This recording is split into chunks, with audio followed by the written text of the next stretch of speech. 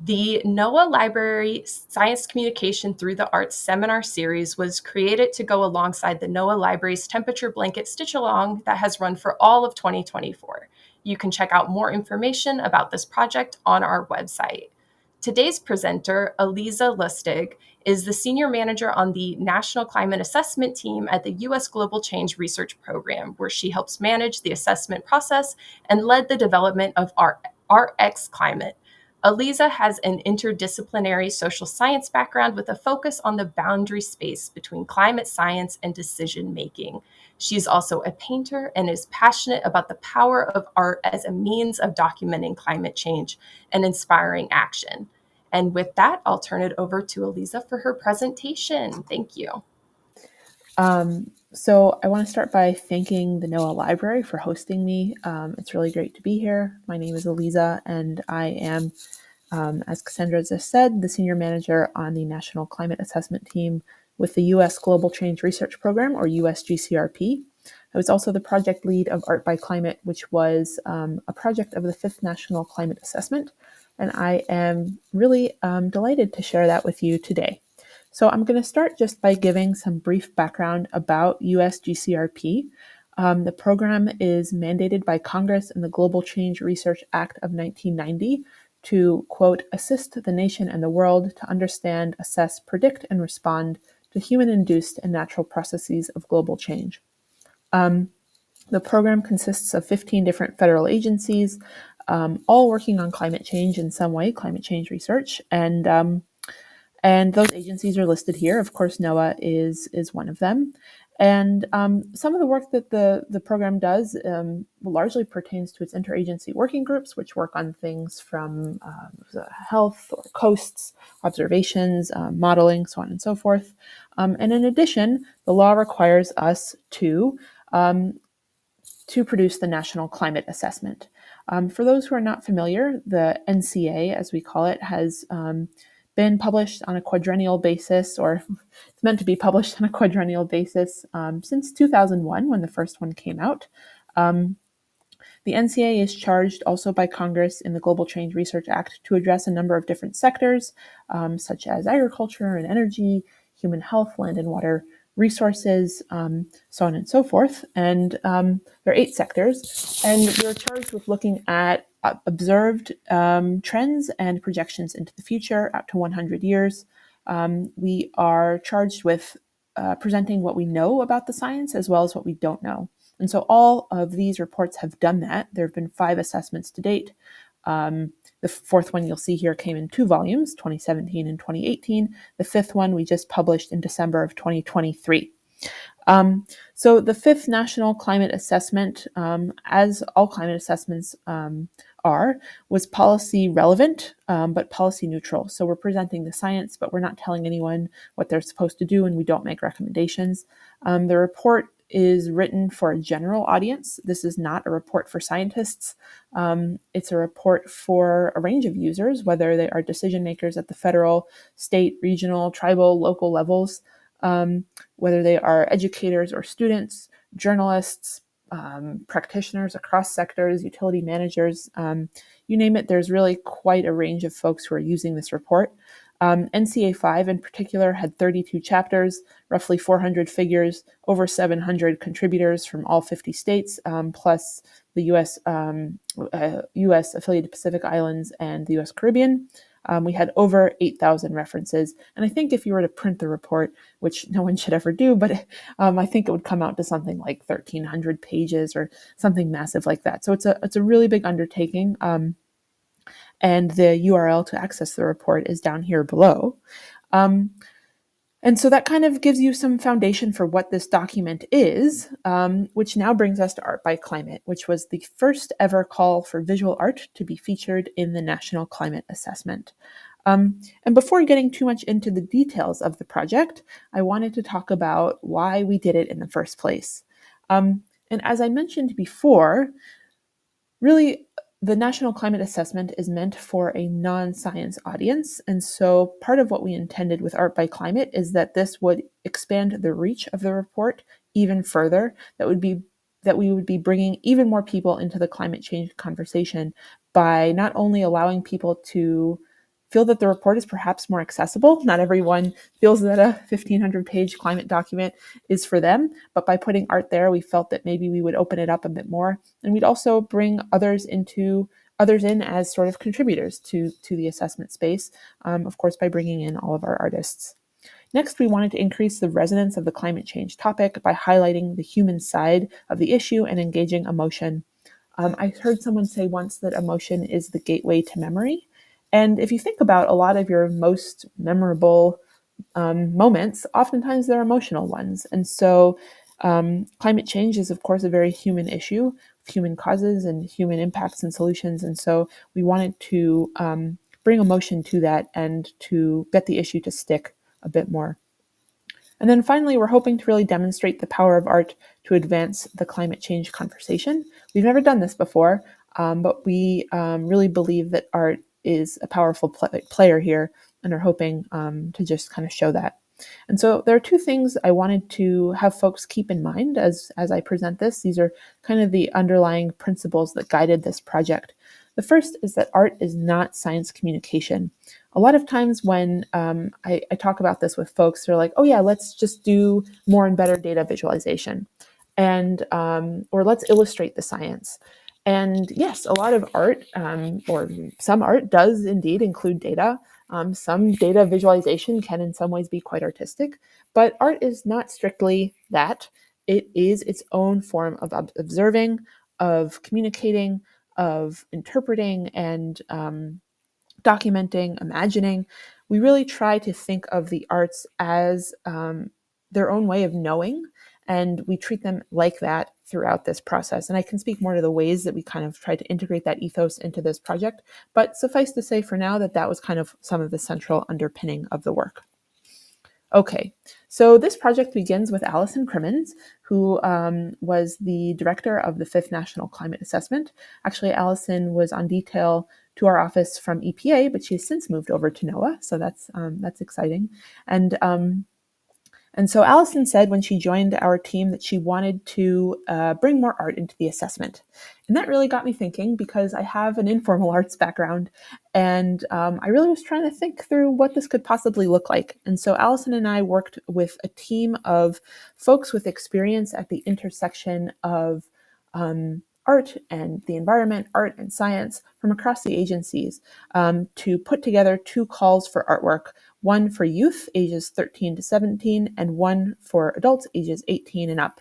So we put together these call for art, and we put them out into the world with not a great sense of what would come from it, seeing as this was our first time. But in the end, we got a really tremendous response. We received, I think it was around 800 submissions from across the country. All of the NCA regions are represented. The National Climate Assessment kind of divides the country up into 10 different geographic regions, and we had art representing everywhere from Alaska to the Pacific Islands, to the U.S. Caribbean, the Great Plains, and more. So that was really great representation. We also had a tremendous representation of different mediums used. So we had some maybe more traditional 2-dimensional works in drawing and painting and photography, but we also had textiles, and we had performance art, and we had beadworks and collage. Really a really great representation also in terms of medium. And then finally, in terms of themes, we had folks who were, wildfire actually came up quite a bit. So a lot of folks talking about wildfire and ice, glacier melt in the Arctic and in the high mountains. We had folks who were really clearly grappling with anxiety and with grief, processing loss. And then we also had some art that was kind of looking towards the future, and perhaps taking a more hopeful tone. And so we really saw quite a mix there. So Alison and I got together with a jury, a panel of experts, again, at the art, science, art, environment intersection. These were some folks who were here in the federal government, and then also folks who were out at different arts institutions across the country. And they helped us pare back from the many hundreds of artworks that we received down to the 92 pieces that are featured in the report. We have, I think it's around 15 youth artworks, and the rest are all from our adult cohort. So I'm going to use the rest of this time to walk you through some of those pieces. And then hopefully I'll have enough time to give you a little tour of the art gallery itself. So the jury, in addition to picking the 92 works, they also picked 2 adult award winners, and that is Tammy West here on the left and Simona Klausnitzer on the right. Tammy is an artist based outside of Austin, Texas, and this piece I think is phenomenal. She's quite literally stitched the earth in a way that evokes, you could say, agency and potential, and also perhaps is grappling with futility and urgency. Of course, Tammy here is talking about drought. Simona on the right is depicting the impacts of Hurricane Maria in Puerto Rico, and I will speak more to this piece in just a minute, but it's a triple lino cut, so she did 3 different lino cut prints and then layered them together in a really beautiful way. We also have 3 youth award winners, and so Talon from she's out there in Idaho and depicted the different components of the ecosystem that she feels are very near and dear to her, and her worries for them. And then we have Amelia, whose piece is talking about the uncertainty of the future, and although it isn't explicitly stated in her work, I think there's aspects of youth mental health that come up in this piece. And then finally, we have Ritika, who was an 8th grader at the time and was really, I think, depicting the agency of this moment and the potential hope for the future in creating something better. And I should say that all of these artworks that we selected for inclusion in the National Climate Assessment are featured on our website in a gallery. They're also embedded into the chapters themselves, both as banners kind of preceding and opening each of the chapters, and then throughout the narrative. So for example, Amelia's piece is featured in the Human Health chapter under a section about mental health. Talon's piece is in the Ecosystems chapter, for example. Okay, so in addition to submitting their works, the artists also submitted artist statements, and I pulled out Simona's here because I think it lends a lot of power to the piece. She says that she's talking about the catastrophic storms, which are expected to become more severe in the Caribbean region. She then describes her piece, how it depicts the storm itself, the infrastructural impacts and the human impacts, and then how it can be seen symbolically. She writes, "We are watching ourselves twist in a storm system of inequities that caused Puerto Rico to be without power for as many as 328 days after Maria. The impacts are still being felt years later.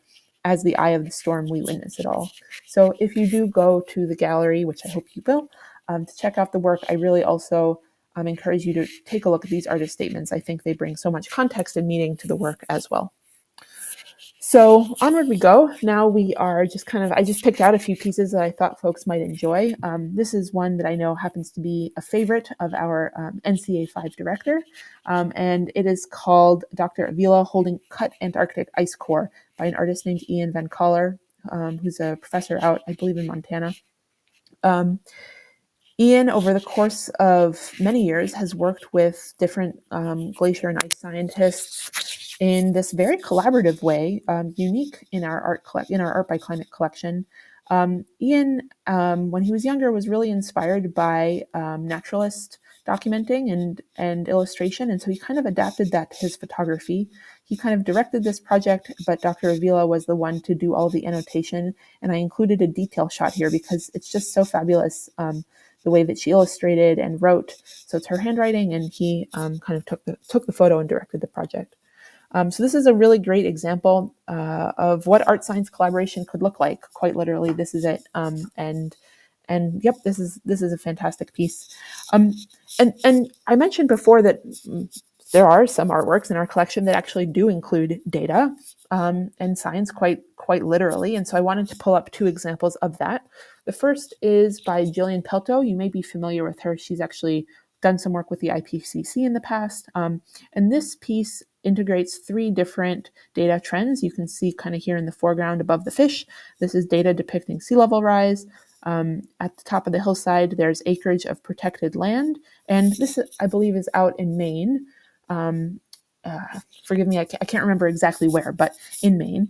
And then the top there in the trees, you can see a small line that shows public opinion data around environmental protection. So Jillian really is doing some storytelling here, both with data and with visual art. And on the right, we have something that's a bit more abstracted, but includes data nonetheless. Lorraine Woodruff Long is a San Francisco-based artist who took air quality data from the fall of 2020 and turned it into an absolutely fabulous textile. I was lucky enough to see it in person last December. It's at AGU. It is, I think it's about 4 feet by 4 feet, and it's absolutely incredible. Purple, as you maybe can imagine, is worse air quality. You can see how it corresponds with the wildfire season. So these are two really great examples of artists who are integrating science directly into their work. And that's kind of foiled with this piece, which is by an artist named Tammy Phelps. Tammy is up in Alaska, and this piece is done with cold wax and oil. She calls it Methane Blues, and it depicts the Alaskan permafrost, which is melting. And her artist statement and this piece together, I think, really depict love for the landscape and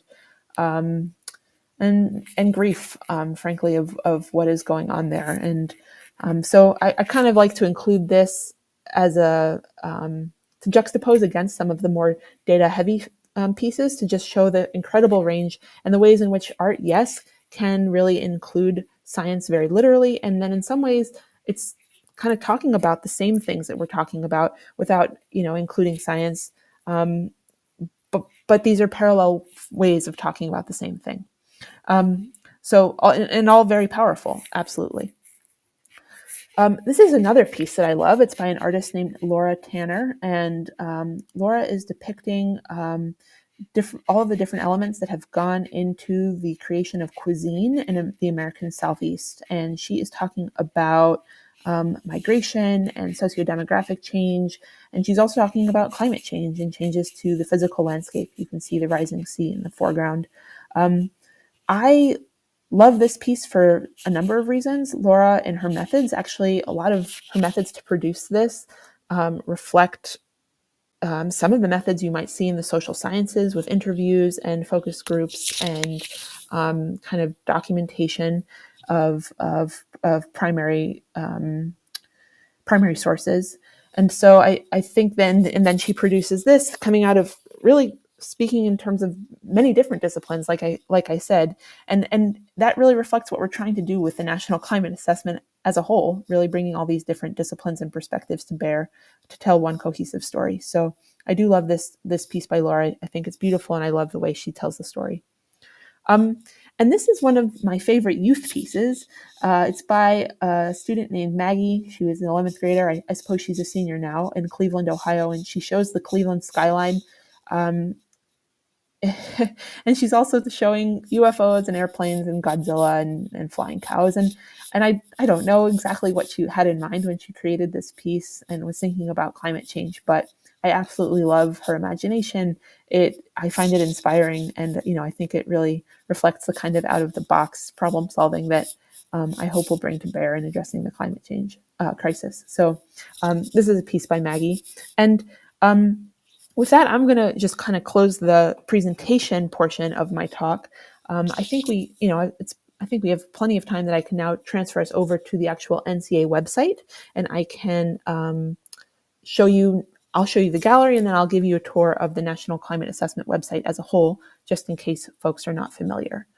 Okay, so this is the National Climate Assessment website, and when you get to the NCA landing page, the first thing you'll see is our overview, and you can scroll through. You can jump from section to section. The assessment is made of a number of different parts and chapters, but if you read nothing else, the overview is a fantastic place to start. There are, as I said, 32 different chapters, and those are all listed here under the chapters panel. And you can start wherever you want. Feel no reason to start at the beginning. Start with whatever section is most interesting to you. I'm just going to pick any old chapter so that we can kind of get a sense for different components. Each chapter opens up with, like I mentioned, a piece of art from the gallery. They have an introduction, and then a number of key messages. And key messages are the high-level takeaways from each chapter. And under each key message is a bunch of narrative text and figures. Each figure has an eye icon here. That's the metadata. So if you were to click it, you open up a new window that tells you exactly how that figure was created and includes all of the underlying data so that in theory you could recreate it yourself. And I guess I'll just open up this table of contents real quick so you can see the breadth of topics. We have a number of different sectoral topics, or national topics, I should say. We have 2 physical science chapters. We have 10 regional chapters, 2 chapters dedicated to how the United States is responding to climate change, a number of focus boxes that are kind of that were author selected and are kind of at the cutting edge of what is relevant at the time of publication, and then a number of appendices. So, like I said, the art is embedded into the banners, and then I don't know that I'll find a piece here, but it's also embedded into the narrative text. So you'll find them as you go through. Our downloads page has many different resources that folks should be aware of. We have PDFs of every single chapter. We translated the entire report into Spanish for the first time, and so the PDFs are available for those here. Each chapter has a brief handout associated with it.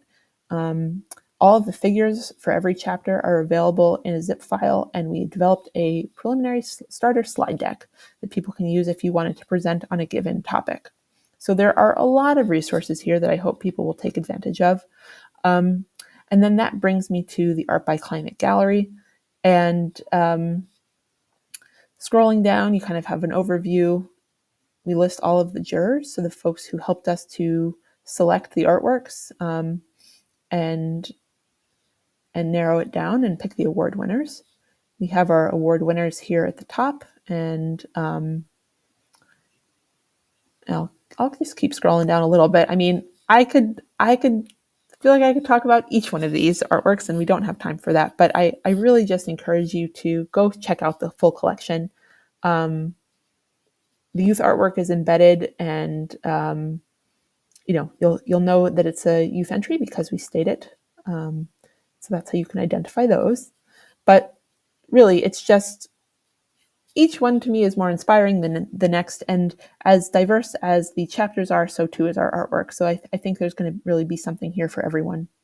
And then we also have, I'll say briefly, we have the NCA in Espanol here. So we have all of our chapters translated to Spanish. And then the NCA Atlas, which I'm not going to click on. That's going to open a whole new window and a whole new world. But that is all of the data that's kind of underlying the climate assessment is available in map form over on the Atlas page. And so that's been a really exciting new development of the assessment. So with that, I think I can close out. I'm happy to answer any questions that you all may have about Art by Climate, about the NCA. All right. Thank you, Allyza, for your presentation.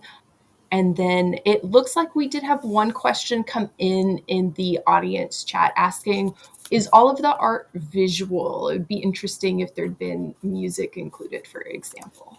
Yeah, I get that question a lot. So yes, all of the art here is visual. And I would say that from my perspective, that's for 2 reasons. The first was that it's the website is kind of like a visual. I think visual art really lended itself to the final product, which was a website that and a printed document. So music, I think, actually could do great on the web, but in print it would become a little bit more difficult, or I should say in PDF form. The second reason is that this was a very grassroots effort, and it was basically Allison and myself who were kind of spearheading this. And I have a visual arts background, so we kind of went with that. And seeing as it was our first time, we didn't want to bite off too much by expanding it to. I mean, we could do music, they could do theater. There's so many different ways you could film. There's so many different ways you could take this, right? Dance and culinary. I feel like so many of these different art forms have things to say about climate change and are already saying things about climate change that we weren't able to include here. So I absolutely agree. I think it would be fantastic to see this expanded to include different art forms. And so this was just kind of the expertise we had on staff and kind of our first go at it. Okay, our next question. Are there plans for the next round, and how is the jury selected? We don't have explicit plans for the next round. We're working on the sixth National Climate Assessment now, and we intend to do this again in some way, shape, or form. I'd like to grow this in some way. We could do the same thing again, but I don't know if we want to make a theme, whether we want to try and bring in other art forms, whether we want to try and just get more youth, or I think we could think about iterations of this, but we don't have explicit plans just quite yet. The jury was selected with to try and get a diversity of folks geographically. It was also partially who we knew. We did not have like an open call for jurors, which would be awesome to get to do that. But it was we wanted to make sure that we had folks who had experience and were willing to volunteer their time.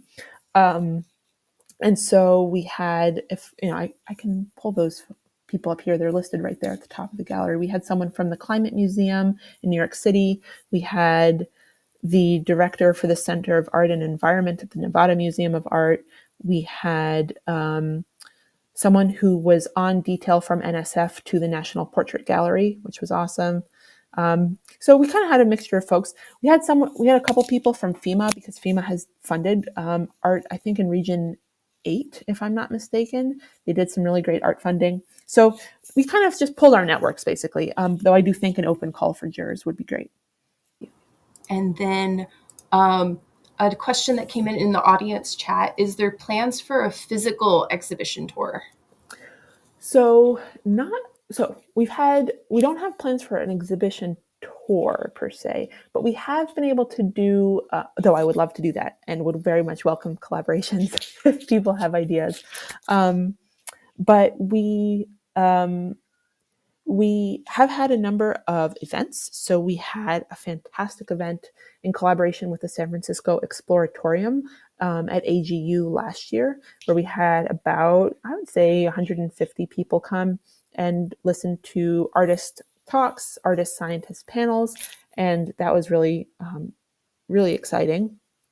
We also had an event at the Climate Museum in New York City, and we have an exhibit planned at the Oceans Hall of the Natural History Museum in DC. And that we don't have an exact opening date, but it'll be early next year. And I'm happy to share information about that as soon as I have more. But that will be our first kind of big physical exhibit. The rest has all just been more event programming. That's really exciting. I had a question, and it was, when you did this first call for the art, you said it was very grassroots. How did you get the word out about it? Was it mostly just by word of mouth that people heard it, or how did you tell people? Yeah, it was pretty scrappy. We we put it out through our usual USGCRP channels, so our newsletter and our social media and things like that.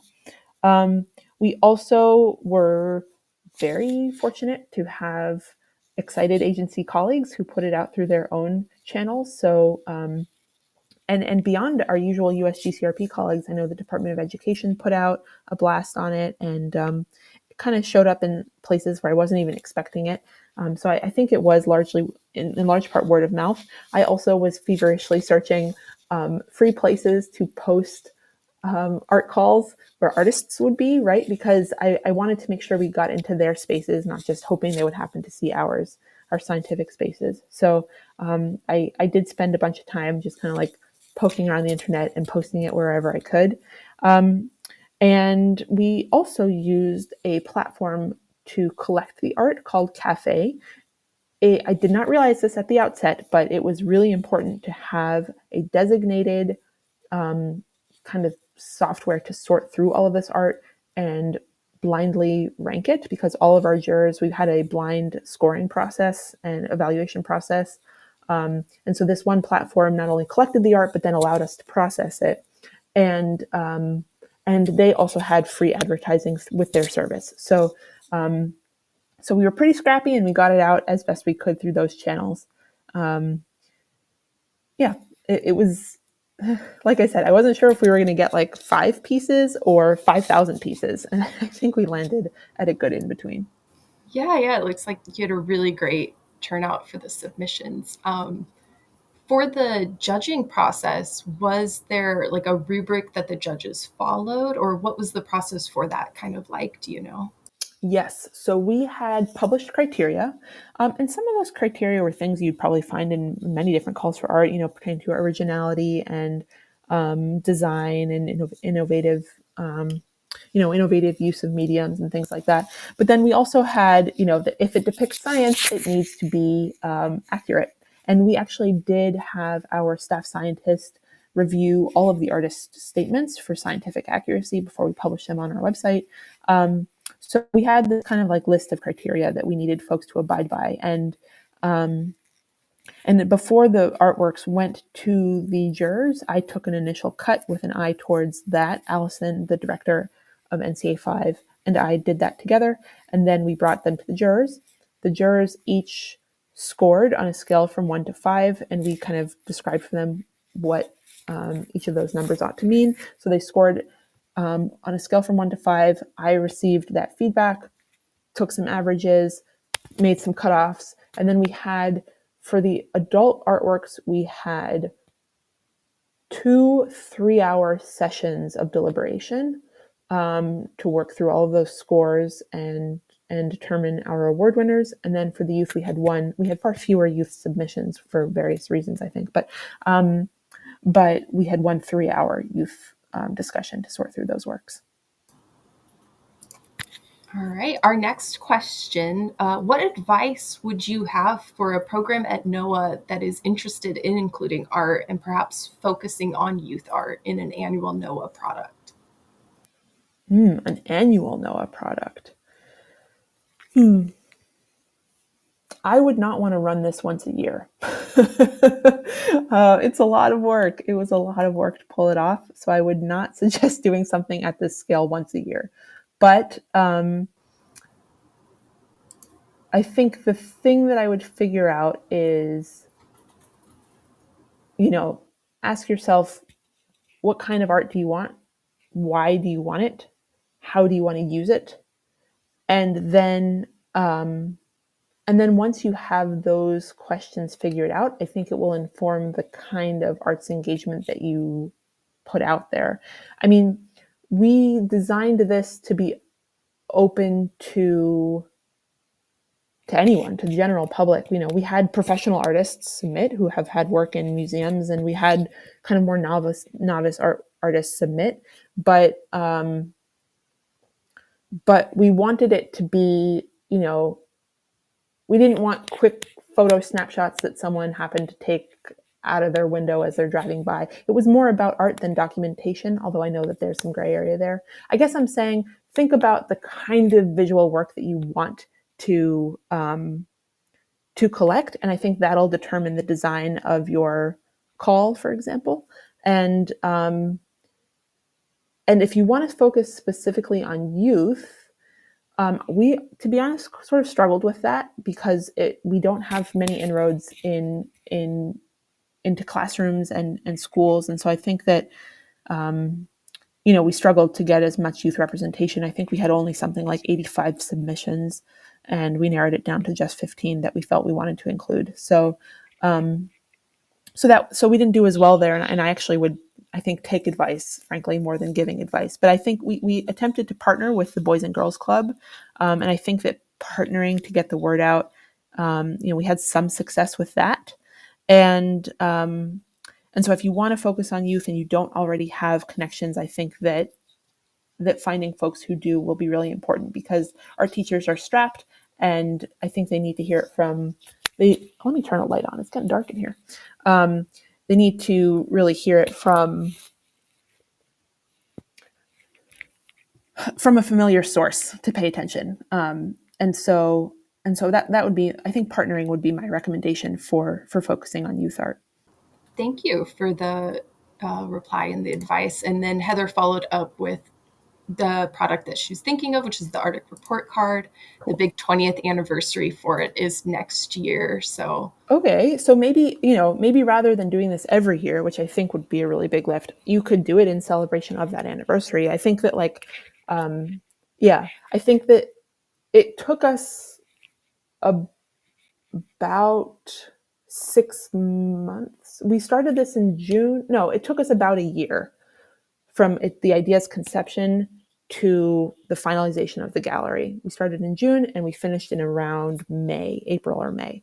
So I think doing it annually would be a bit of a crunch. But yeah, certainly in celebration of a big event, this could be totally worth it. And the one thing that we did, there was a lot of legal thought that went into this project, and in terms of copyright and intellectual property, etc.